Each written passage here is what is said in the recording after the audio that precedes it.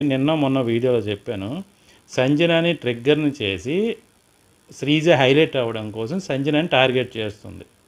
So, సంజనాకి ఆ విషయం తెలుసా? అర్థం కాదా? ఎందుకు ఏమనదు అంటే నాకది డౌట్ వచ్చింది. సంజన అనకపోవడానికి రీజన్ ఏంటంటే, సో, శ్రీజని హైలైట్ చేయకూడదు కాబట్టే సంజన శ్రీజతో ఎక్కువ డిస్కషన్ చెయ్యట్లేదు అనేది నేను ఆలోచించి, ఊహించి నిన్న మొన్న వీడియోలో చెప్పాను. ఈరోజు సంజన అది రివీల్ చేసింది.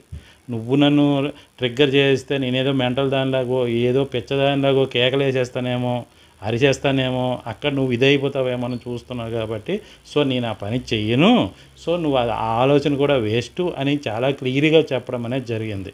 ఈ విషయంలో నేను ఏదైతే ఊహించానో సంజన ఎందుకు డిఫెన్స్ శ్రీజ అంత టార్గెట్ చేసినా సంజన ఎందుకు మాట్లాడదు అంటే, శ్రీజ ఆలోచన ఏంటంటే సంజనాని టార్గెట్ చేస్తే సంజన కానీ డిఫెండ్ చేసి ఎక్కువగా ఆర్గ్యుమెంట్ పెట్టుకుంటే శ్రీజ హైలైట్ అవుతాను అనే ఉద్దేశంతో శ్రీజ సంజనాని టార్గెట్ చేసింది.